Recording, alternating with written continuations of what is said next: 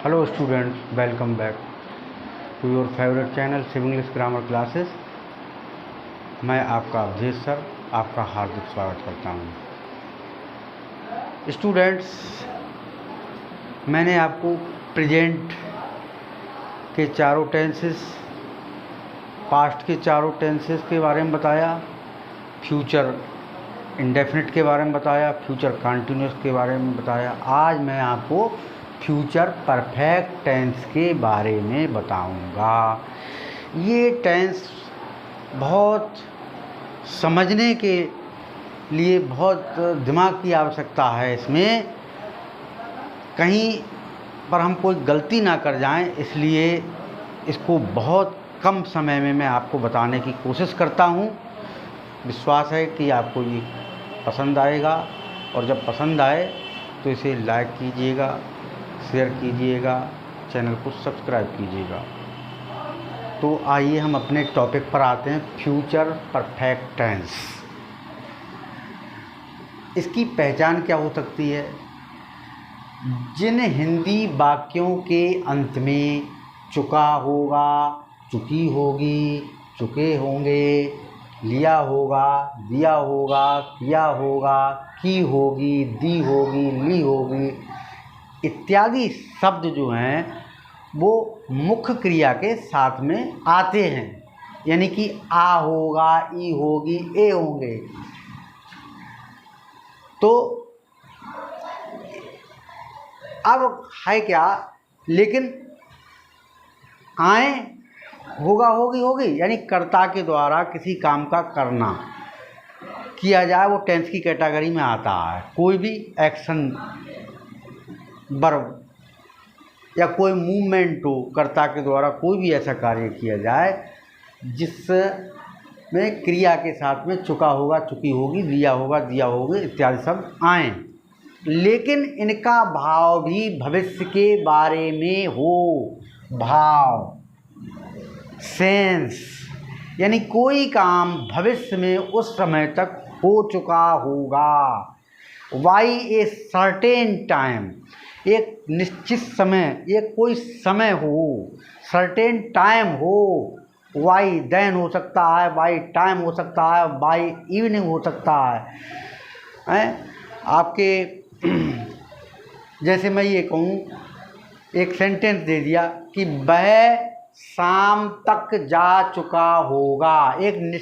एक समय दे दिया सर्टेन, शाम तक, यानी आने वाला, शाम आएगी, तभी तो हमें पता लग रहा है कि ये बात भविष्य की है। अगर मैं यहाँ पर ये कहता वह जा चुका होगा, अगर ये कह देता तो जा चुका होगा, इसका मतलब बात, इसका सेंस कहाँ आया कि ये तो जा चुका होगा, यानी कि बात काय की कर दी हमने, पास्ट की। अगर बात पास्ट की हो या प्रेजेंट की हो, यहाँ पर भाव देखना है हमको। हमारा भाव भविष्य के बारे में हो, तभी ये टेंस फ्यूचर परफेक्ट टेंस का कहलाएगा। यहाँ पर ये समझने की बात है। अब जैसे मैं आपसे कहूँ कि राम ने खाना खा लिया होगा। अब खा लिया है, होगा, होगी आ रहा है, यानी चुका होगा, खा चुका होगा, लेकिन भाव काय का आ रहा है कि भाई वो तो खाना खा चुका होगा। मैं ये कहूँ कि राम कल इस समय तक खाना खा चुका होगा, तो कल के बारे में बता रहा हूँ मैं, ठीक है। अगर मैं कहूँ कि उसने इस समय तक पाठ याद कर लिया होगा, अब इस समय की बात दे दी, भाव काय का हो गया, प्रेजेंट का हो गया, यानी अब वो कर चुका है, यानी इस समय तक, यानी कि पहले काम हो गया, या उसने इस समय तक पाठ याद कर लिया होगा। तो हमें एक भाव पहचानना है। यहाँ पर जो मैंने, अगर भाव प्रेजेंट का या पास्ट का आता है तो वुड का प्रयोग करेंगे, और वैसे आप बिल का प्रयोग करेंगे। जो बिल है प्लस वर्ब की थर्ड फॉर्म लगाते हैं, यहाँ पर क्या लगाएंगे? अगर भाव हमारा प्रेजेंट का होगा तो वुड है प्लस वर्ब की थर्ड फॉर्म लगेगी। ये ध्यान देने की बात है। भाव को देखना, भाव प्रेजेंट का ना हो, पास्ट का ना हो, भाव फ्यूचर का हो। अगर भाव फ्यूचर का है तब हम क्या लगाएंगे? बिल, और बाकी चीज़ वैसे ही लग जाएगी। जो आपकी जो हेल्पिंग वर्ब है, बिल है वह इसमें, ये ध्यान देने की बात है। अब इसका स्ट्रक्चर समझ लीजिए पहले। अफर्मेटिव सेंटेंस, अफर्मेटिव जो नेगेटिव ना हो, जो प्रश्नवाचक ना हो, इंट्रोगेटिव ना हो, वो अफर्मेटिव कहलाते हैं। इसमें क्या है, सब्जेक्ट आएगा plus will have plus verb की थर्ड फॉर्म प्लस ऑब्जेक्ट आएगा।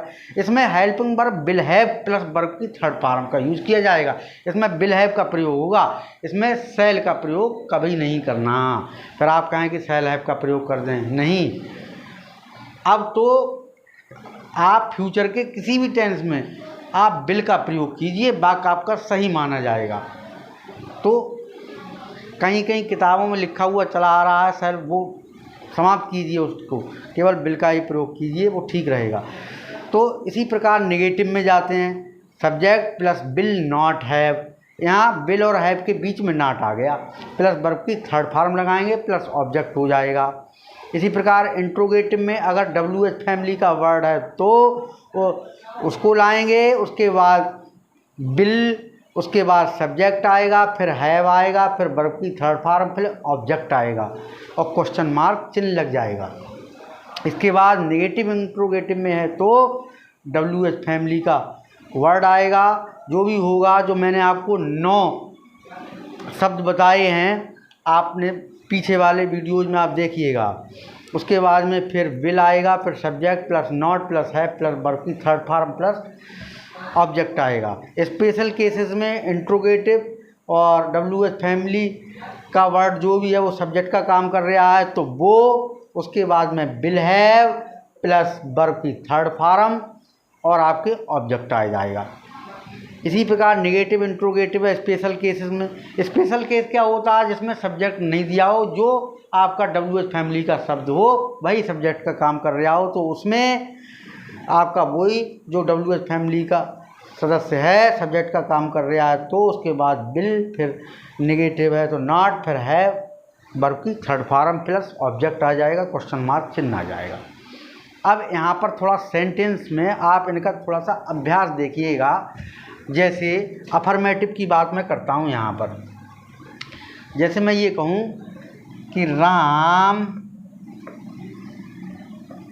कल सुबह तक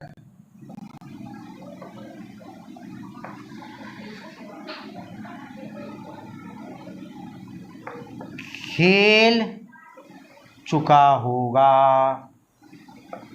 अब बात काय की जा रही है, अब ये सेंस समझिए, कल सुबह तक, यानी कि एक भाव काय का है, कल आएगा, कल सुबह आएगी, तो भाव काय का है ये भाव जो है भविष्य के बारे में है।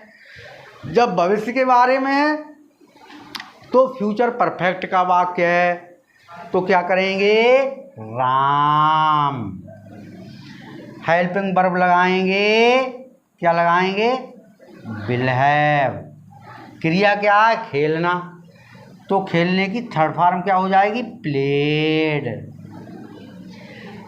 कल सुबह तक, अब जिसमें तक लगा होता है बाई लगाते हैं, बाई टुमारो मॉर्निंग।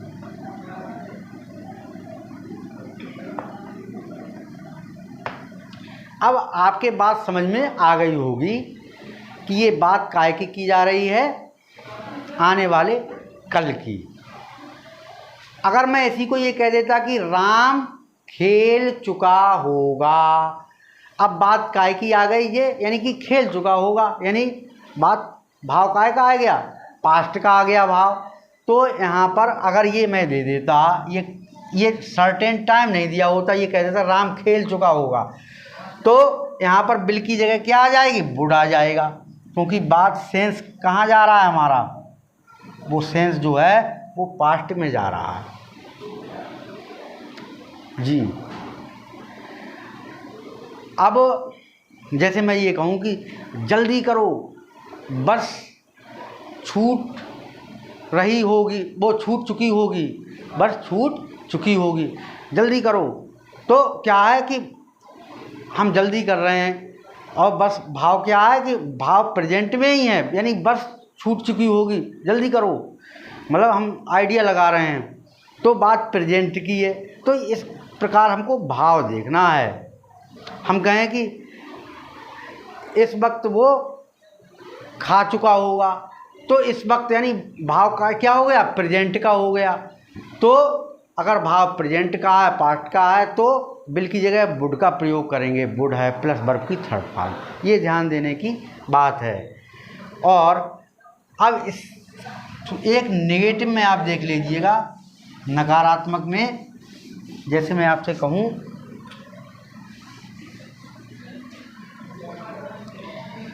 गीता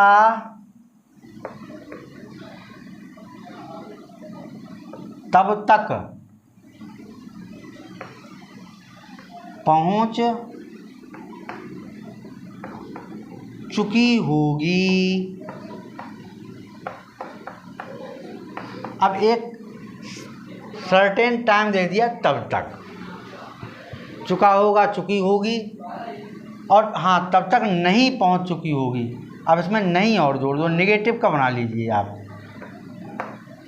तो गीता फिर क्या हो जाएगा, विल, और नेगेटिव नहीं है तो not have reached.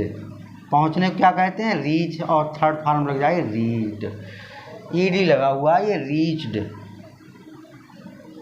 Y then, तब तक के लिए क्या कहेंगे हम, बाई देन।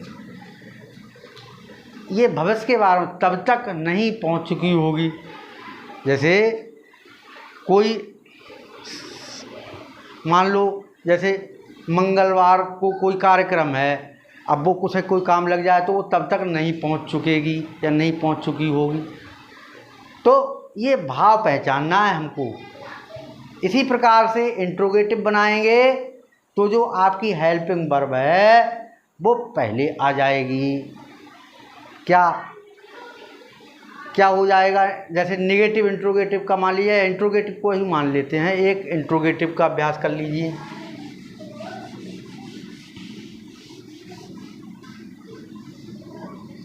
जैसे मैं आपसे कहूँ, क्या राम मंगल तक पाठ याद कर चुका होगा। अब इसमें चुका होगा, चुकी होगी दे रहे हैं।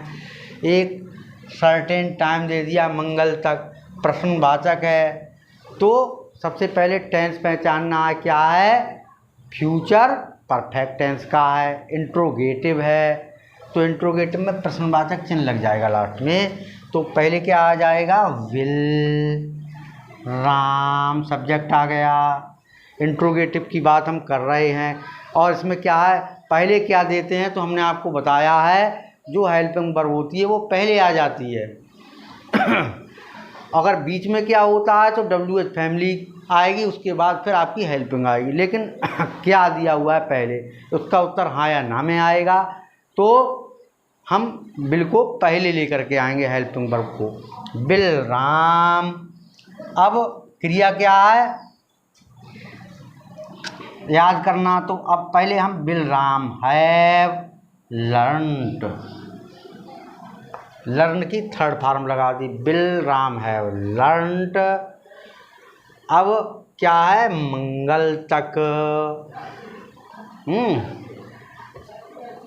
अपना पाठ, मंगल तक पाठ याद कर चुका होगा। जी, तक के लिए क्या लगाते हैं, वाई, ट्यूसडे।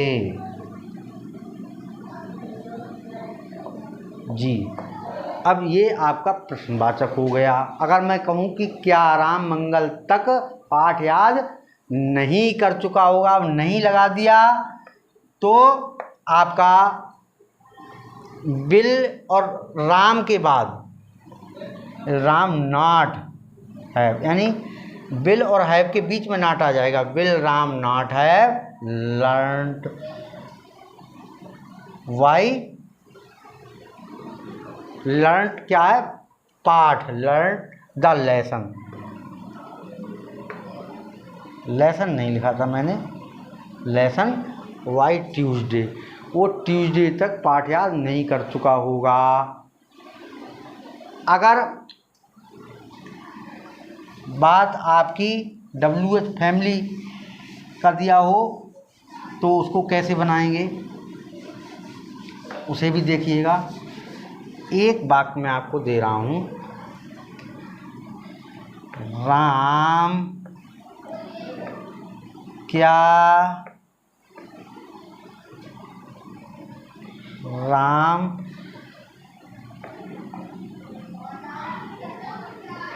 8 बजे तक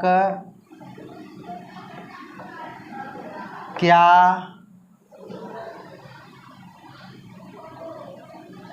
खा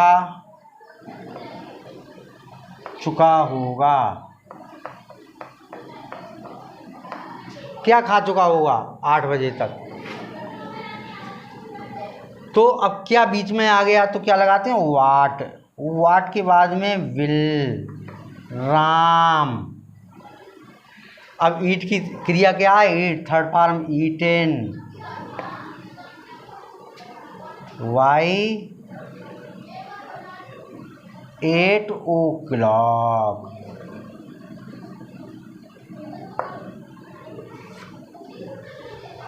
अब यहाँ प्रश्नवाचक चिन्ह लग जाएगा। कुछ भी दिया जा सकता है जिसमें फ्यूचर के बारे में जून तक यानी आने वाले समय तक कोई एक निश्चित सर्टेन समय दिया हो, मंगल तक, बुध तक, सुबह तक, शाम तक, तब तक, अब तक, जो भी हो, या ऐसा भाव प्रदर्शित हो रहा हो कि बात हमारी फ्यूचर की जा रही हो। उसके बाद में अब आ जाता है यदि आपका स्पेशल केसेस में कोई भी वाक्य आ जाए,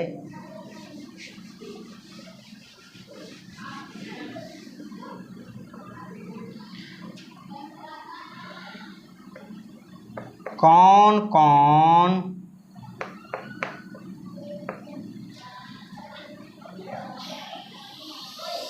शाम तक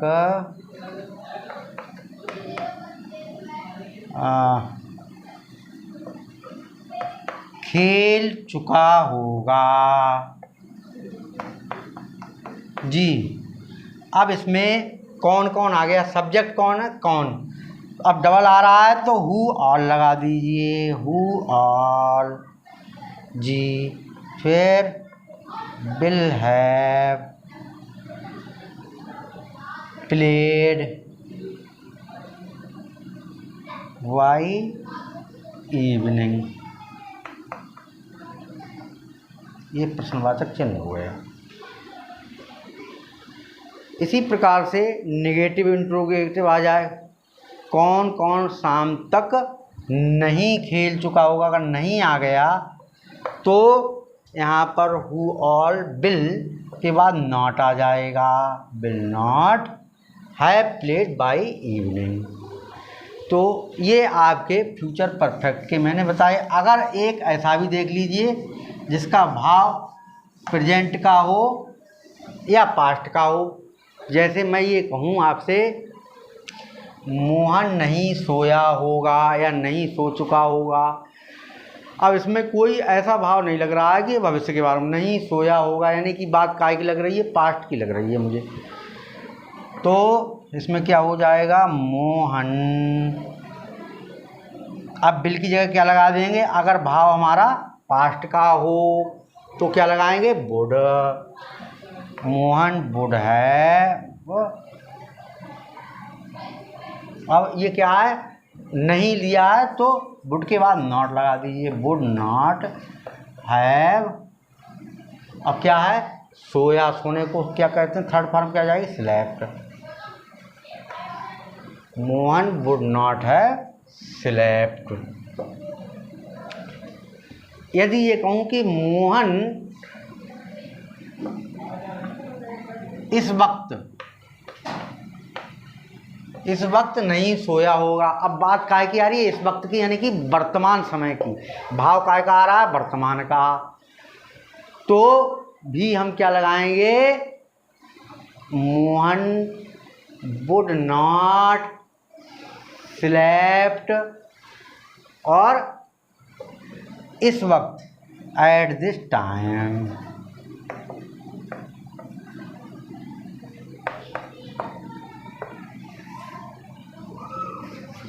देखिए, कुछ चीज़ें देखने में सरल लगती हैं, लेकिन वास्तव में कोई भी चीज़ सरल नहीं है अगर उसका अभ्यास ना किया जाए। तो मैंने बहुत कम समय में आपको फ्यूचर परफेक्ट टेंस के बारे में बताने की कोशिश की है। मुझे विश्वास है कि आपको ये वीडियो बहुत पसंद आएगा। तो आप इसका स्क्रीनशॉट ले लीजिए, इसका अभ्यास कीजिए, और जब अभ्यास नहीं करेंगे तो कहीं ना कहीं गड़बड़ हो सकता है। इसीलिए मैं इसी के साथ अपनी बात समाप्त करता हूँ। जय हिंद, जय भारत।